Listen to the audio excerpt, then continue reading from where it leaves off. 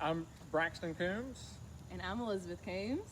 and we live in New Albany. We grew up here, but just moved back about 3 years ago. And before that, I guess how everything started is we left New Albany High School in 2005, went to Mississippi State, both graduated in '09, business administration and economics. Interior design and minor in art. And then we moved to Washington, D.C. right after we got married in August of 2009. And I had joined a company called Accenture. It's a big global consulting firm, and I primarily worked with banks all over the world, traveling a lot. Was gone a good bit. Would take about 150 flights a year and stay on the road. And Elizabeth. Yeah, so I started my career in DC. I actually didn't have a job when we first moved up there, so a couple months had to do a job search, and I started with a residential designer there and got a lot of good experience. And then after you spent a couple of years there, went out on your own and started modern antiquity design, mainly working right. with clients of your own in DC. Forgot about that part. Yep. Yeah. And then fast forward in 2013, we shifted gears. We knew we wanted to get a little bit further south, so we moved to Atlanta. I had an opportunity open up with one of my clients, a bank there. And during that time, I guess is when we were in Atlanta, we first started dabbling with, I guess, getting out of client design and starting to flip houses. And so we bought our first house in Atlanta. So back up. Okay. First was really the Garfield Street house. That Was that happened before anything else. Okay, all right. That So was- then, And so we were still in Atlanta, and I guess because your parents had the Airbnb, we came back and forth a lot, and so we traveled here. back home. And so we were like, he was like, it was really his idea. He really wanted to have, kind of our own space while we were here. I did not like, every time everyone wanted to stay with them. So we'd stay with my dad or visit my mom, Or stay my with parents, Elizabeth's parents, or- stay yeah. with my grandparents. And so we're like, hey, we just need a house of our own. Let's look for one. And we were, to supplement, paying for it, we could Airbnb it out while we weren't here. So he found the Garfield Street house, and I'll be honest, I wasn't like just gung-ho all about it. You had a 3-month-old. I had a two-month-old, Yeah. and I was like, this is a little hard right now.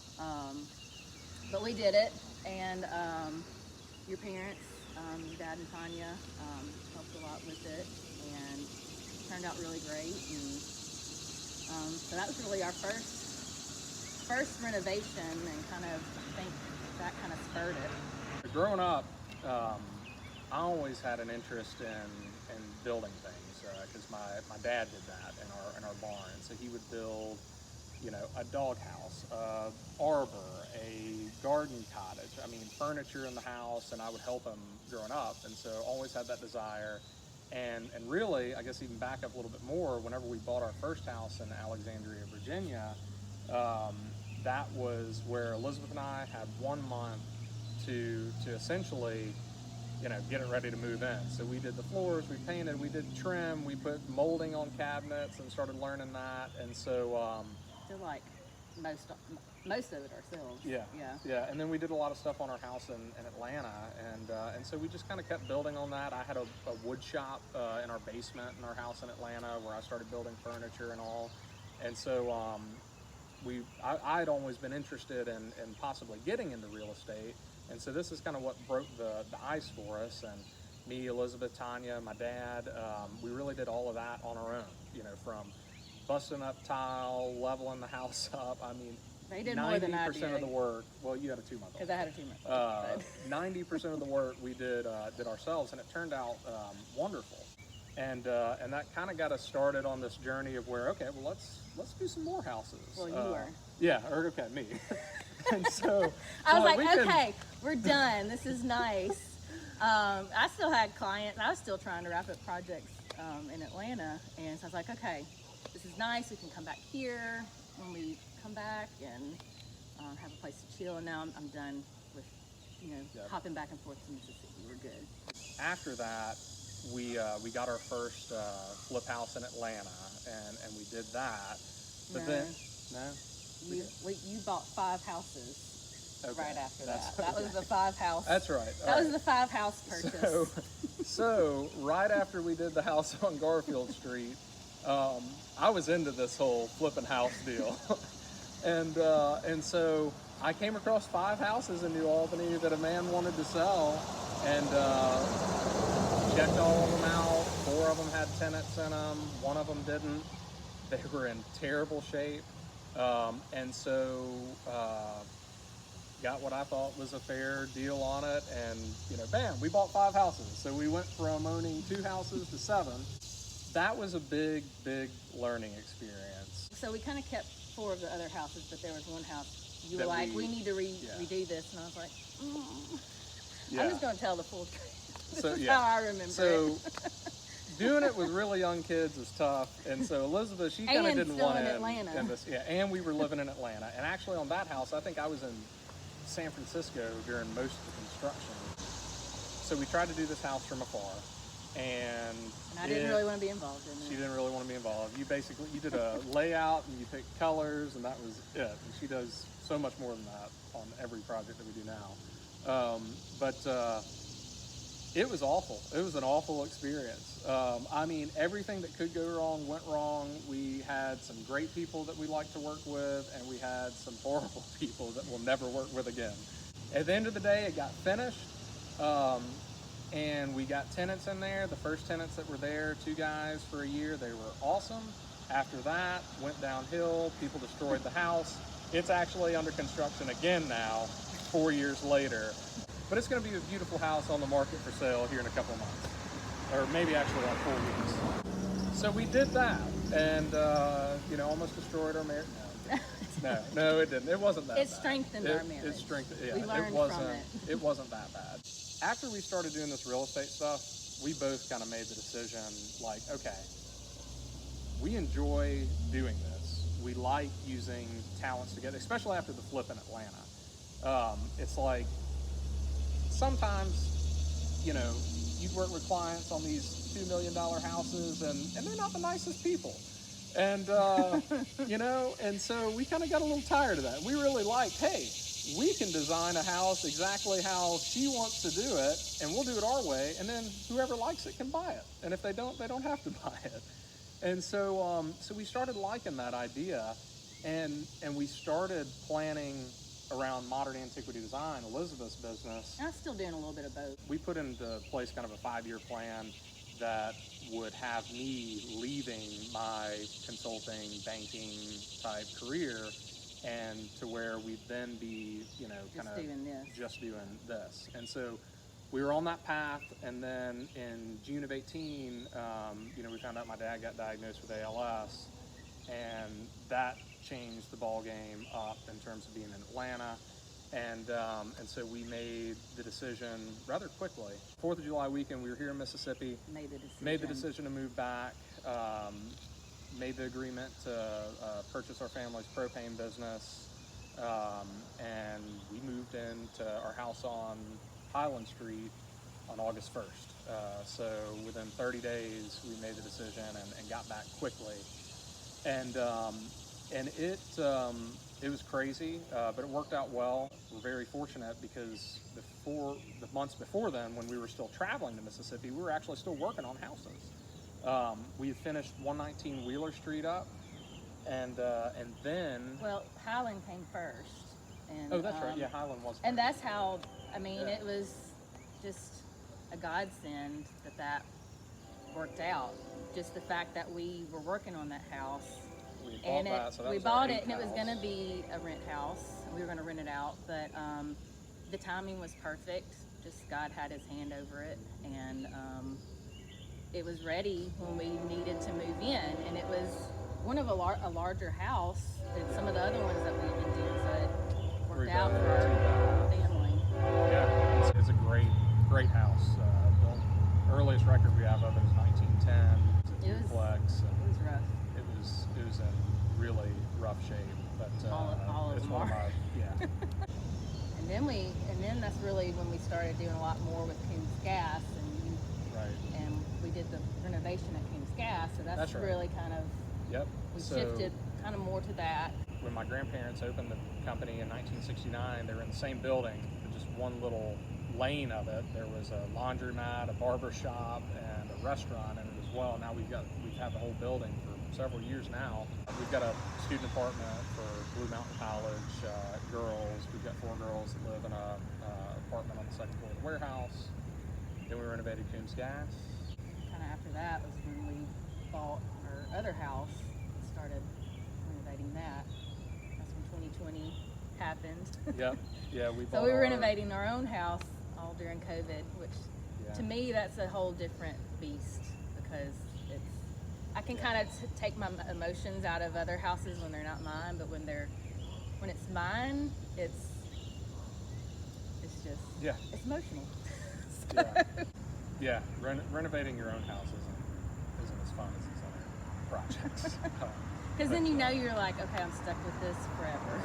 Yeah, so we did our house, and then after we finished our house in August of last year, we moved back over to 205 North Street that we'd started a little bit before our house, and got some Blue Mountain College students living there. And after North Street, Did Hobson? oh yeah, Hobson. We did a house on Hobson Street, 614 Hobson, sold earlier this year. And after Hobson, we moved to Alabama Street, and that one's under contract. And I'd say after we finished our renovation on our house, that's when we were like settled. And so I feel like things really First started. time we've been settled in like 3 years. Yeah. So. And I feel like that's when kind of things started picking up, and the projects have been, going quicker, and we've gotten better at it. And, and we've got a really good team of people. And so, the last 5 or 8 projects that we've done, we've had a good team. We've got kind of our core team at Modern Antiquity Homes that does all of our carpentry, drywall, just a lot of the initial phase stuff to get things ready, and a lot of finished work at the end. But then we've got an awesome electrician, that we work with. We've got an awesome plumber that we work with. We've got, a couple of different painters that we work with that are really great. We've got a gutter man. We've got a landscape guy. We've got, so everyone when you works finally with have us. those people that you can count on, and you know how we work together. They go through the Elizabeth boot camp on learning her plans, and they get a certificate after that. They should. Then you're in good shape. And then it's going to be this guy right here. Yeah. Yep. So we've done about 13 or 14 houses, and initially whenever we were doing this, we were fixing up houses to rent. And like I said, we've learned a lot over the course of this. And for instance, that house on Lincoln Street, it's a 2,000 square foot house, 4 bedrooms, 2 baths, and I honestly, I don't really want a rental property that big anymore. Kind of our sweet spot on houses that we do right now are 3 bed, 2 baths. And it works out great from a sales perspective or a rental perspective. Market's good to sell right now, so we're selling more houses at this point in time. But the good thing is that since houses are so high at this point in time, we haven't bought any recently because we've kind of got the next 2 years full. We've got 1, 2, 3, 4, 5, 6, not including, so 7 and 8. So we've got 8 that we haven't really started on yet that are kind of coming into the picture, and we've got some lots that we may look at doing some new construction, around here as well. I really do like doing these flips, and I've told him that a lot recently because I can kind of do more with them. And she means she can spend more with them. So. But you have to attract your buyers. You have to do what they're gonna like. So, but yes, I can spend more with them, and that means I can do more with them. We're trying to build something that that someone really, would look at and just really desire to live in. So the rental properties that we're doing over here, I make the joke, spend more on selling something versus not. But the rental properties they're really they're nice. They're nice. great finishes, and you know, if we wanted to sell them, you know, we could sell them, and we have people that ask about buying them a good bit, but we I mean, we like to I like provide to that think about if opportunity I'm, for others that may not be in a position to buy as well. yeah, if I'm living in it, I kind of have to always think, well, what would I want if I was going to live here? And I do that. I try to put myself in the. I would do that when I did client work. I try to put myself in the shoes of the client. What would I want if this was my home? I feel like this is where we're making a difference. Yeah. A lot of times, Yeah. and it feels good to take something that looks like this to start with and bring it back to its former glory, or even better than its former. I think our passion is older homes. We love older homes. I like saving something that has history, and you know, and there's already resources in these homes, and I feel like a lot of times instead of being wasteful and just getting rid of it, or you know, you can reuse and keep that history, and you know, there's just something nostalgic and special about some of these older homes. Yeah. The amount of lumber that is in some of these older houses, I mean, if you built a new house today, well, you know, even considering how much more expensive it is to build a house right now than it was 6 to 12 months ago, I mean, if you built a house today like you did some of these older houses, you know, it would cost 30% more just because of, you know, the additional materials and lumber sometimes is actually being used. And so, you know, you've got a lot of really well-built houses in this area. The different time periods that are represented, just to be able to still have those, and just to have the diversity of all the different houses instead of just having everything look cookie cutter and be the same. Yeah. That's just what makes historic Northside special, and Right. to Well, me, and also, what makes these houses worth saving. Oh, I was just thinking about Alabama Street, and like, I mean, people already are getting excited about it, and they're being able to, and it's not just us. There's other people that I feel like there's other people that are doing these renovations now too, and I think it, you know, just creates a ripple effect that the more people do it, the more they see, and the more it works, and the more they appreciate it, and you know, it's just a trickle and a ripple effect. I think that New Albany's got a great team within the city that's helping to make sure that some of these areas navigate in the right direction, just in terms of safety and quality and standards. We put a lot of money into the houses and renovate them, and yeah, maybe the next door neighbor, that will encourage them to do that to their house, to have the confidence that, oh, this neighborhood is we can do it here and it works.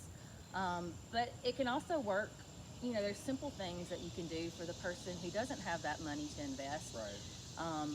I mean, just getting the junk off your porch. You know, there's little things, just cleaning up, keeping your yard clean, having that pride in your home and in your community and in your town. And it doesn't have to cost a lot of money.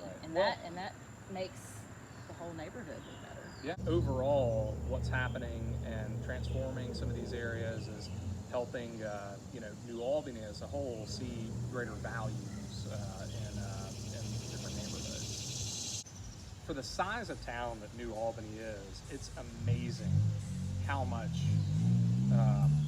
involvement and how much energy there is. You know, whether it's the museum that's just right down the street and all the different activity that goes on there, whether it's garden clubs that exist in this community that do different things, whether it's the city getting involved and focusing on some of these, you know, ordinances and tightening things up in terms of how things appear. I think that there's a lot of different groups, as well as, you know, investors or you know, developers like ourselves and others that are doing it in this area. And so Kiwanis Club that just donated $19,000 to Alabama Street Park. This is a small town that really cares. Yeah. So we've lived in Atlanta and the DC area, these big cities, and sometimes those cities can be kind of cold and lonely in the masses of people. You learn not to talk to people in the grocery store in those cities. So but I mean, I think about how I grew up here, and then how different some of these cities were. I mean, growing up here and going to school, we had people, you know, we were in public schools and we were all together. And a lot of times, you know, a lot of these cities still, they've got their little pockets, and it's easy to get in your little bubble of these are the people I'm around, and I'm just going to stay here, and I'm not going to expand and see this person down the street, or go to this poor neighborhood, or you know, things are really sectioned off a lot of times in bigger cities. And I feel like here there's more togetherness, and there's more opportunity to really see and work together. Yeah. I guess. Absolutely. I think it helps you see your neighbor more clearly, and see your community as a whole, and see those who are in need, or to see where we can be better. It's so rewarding. I mean, like a couple of these houses that we sold, or a couple of these houses that we've rented recently. You know, when you see someone post on Facebook, you know, how big a blessing it is that they've got their first house, you know, that they were able to, you know, purchase as a family, and they've moved in there. And, you know, it's a place that we've made, you know, beautiful for them to, you know, raise a family or whatever they're going to do. And it gives them a different option within our community. I feel like I think we're reaching a niche. If we're able to do this in Northside and put someone in a house that has very, you know, comparable and similar, I mean, you know, finishes, you know, in the design as one of these $300,000 houses for under $200,000, It's a game changer for people. It is. It really is. So I feel like, you know, we've just got a good little niche. I feel like that we're